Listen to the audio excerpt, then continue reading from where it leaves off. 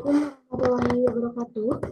Perkenalkan, nama saya Asri Nurhesti dengan NIM 3220306 dengan dosen pembimbing Ibu Dayani Paraprasani PMK. Di sini saya akan mempresentasikan hasil dari penelitian saya, yaitu sistem pendukung keputusan pemilihan kepala unit kantor berbasis web menggunakan metode TOPSIS. Pendahuluan. Latar belakang. Perkembangan teknologi informasi yang semakin pesat telah membuat dunia bisnis semakin kompetitif. PT Permodalan Nasional Madani saat ini mengalami kesulitan dalam proses perekrutan karyawan yang masih dominan manual. Untuk mengatasi ini, saya membuat aplikasi sistem pendukung keputusan berbasis website menggunakan metode TOPSIS. Tujuan utamanya adalah mempermudah seleksi perekrutan kepala unit mekar yang tepat, memastikan bahwa karyawan dipilih berdasarkan kriteria seperti kualitas kerja, kuantitas kerja, kepatuhan dan efisiensi, kecepatan terhadap kebijakan dan integritas, serta keterampilan teknis. Dengan ini diharapkan karyawan dapat bekerja optimal sesuai dengan kompetisinya. Rumusan masalah. Dari pembahasan latar belakang, maka terdapat beberapa rumusan, antara lain, bagaimana cara membuat sistem pendukung keputusan untuk pemilihan kepala unit PT Permodalan Nasional Madani. Yang kedua, apa saja kriteria yang harus dipertimbangkan dalam penentuan keputusan kepala unit PT Permodalan Nasional Madani. Yang ketiga adalah bagaimana cara mengumpulkan data yang relevan untuk mendukung proses pengambilan keputusan dalam pemilihan kepala unit PT Permodalan Nasional Madani.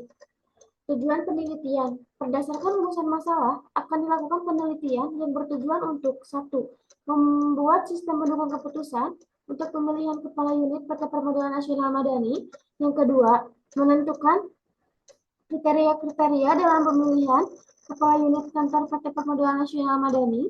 Yang ketiga adalah mengumpulkan data-data yang relevan untuk proses pengambilan keputusan pemilihan kepala unit PT Permodalan Nasional Madani. Metodologi penelitian.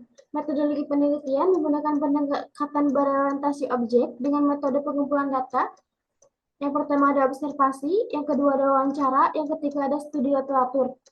Metode pengembangan perangkat lunak yang digunakan pada penelitian ini menggunakan metode Agile. Roadmap penelitian. Di sini saya menggunakan 5 jurnal untuk penelitian saya. Yang pertama ada penentuan molekulasi yang ideal menggunakan metode TOPSIS tahun 2018 oleh Nafiatus Sururi, Kusrini, dan juga Sudarman. Yang kedua ada analisis pemilihan barista dengan menggunakan metode TOPSIS studi kasus MOKP tahun 2018 oleh Rahel Solikun Anjarwanto. Yang ketiga ada sistem pendukung keputusan penerimaan bonus karyawan menggunakan metode TOPSIS tahun 2020 oleh Dewi Ninda Permata. Yang keempat ada aplikasi perekrutan menggunakan metode TOPSIS berbasis web pada PT Semesco Indonesia tahun 2020 oleh Muhammad Andri Irawan, Margi Cahyati, Muhammad Wisuda, Erik Rahmat Swedia. Yang kelima ada implementasi metode TOPSIS untuk meningkatkan penilaian guru terbaik tahun 2021 oleh Irfan Effendi. Kesimpulan jurnal. Dari referensi jurnal pada tabel 2.1 di atas yang berjudul menentukan wali kelas yang ideal menggunakan metode TOPSIS, hal ini menjadi referensi yang paling tepat untuk bisa dijadikan langkah untuk perancangan sistem. Namun untuk meningkatkan efektivitas, maka tidak menutup kemungkinan untuk menggunakan elemen-elemen data yang ada di dalam referensi lain. Juga ada analisis sistem, permasalahan dan juga penyelesaian. Permasalahan pertama, cara membuat sistem pendukung keputusan untuk pemilihan kepala unit PT Permodalan Nasional Madani. Penyelesaiannya dibuatkan sistem pendukung keputusan. Yang kedua ada penentuan kriteria yang harus dipertimbangkan dalam menentukan kepala unit kantor PT Permodalan Nasional Madani. Diberikannya sebuah solusi dalam mengatasi kriteria yang harus dipertimbangkan. Yang ketiga ada cara pengumpulan data yang relevan untuk mendukung proses pengambilan keputusan dalam pemilihan kepala unit PT Permodalan Nasional Madani, yaitu penyelesaiannya diberikan sebuah solusi untuk pengumpulan data yang akurat dan sesuai. Di sini ada roadmap yang berjalan. Kandidat, HRD, dan juga manajer regional mekar. Yang pertama ada HRD menghubungi kandidat konfirmasi, lalu ada HRD menghubungi manajer regional mekar. Setelah itu proses perekrutan terjadi dan juga setelah terjadi akan ada proses penilaian dan juga penutupan oleh pihak HRD. Rancangan sistem. Rancangan sistem adalah tahap analisis sistem dalam siklus pengembangan yang mendefinisikan kebutuhan fungsional dan juga mempersiapkan untuk gambar bagaimana desain sistem dibentuk. Di sini terdapat rumus-rumus untuk memasukkan algoritma ke dalam sistem. Selanjutnya ada use case diagram dan juga sequence diagram. Di sini ada admin, login, kriteria, karyawan, penilaian, hasil tapsis, dan juga logout. Lalu ada sequence diagram admin, sistem, database, dan juga dashboard, IRD. Di sini ada 3. Yang pertama ada kriteria, karyawan, dan juga penilaian. Implementasi dan evaluasi sistem. Dilakukannya implementasi dan pengujian terhadap sistem.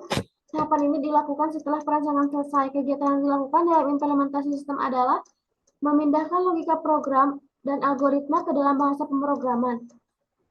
Di sini ada beberapa kriteria dan juga beberapa kandidat. Kriteria C1 sampai dengan C5, kandidatnya ada Rani, Andika, Ratu, Dewi, Dapi, dan juga Diki. Pengujian data penilaian.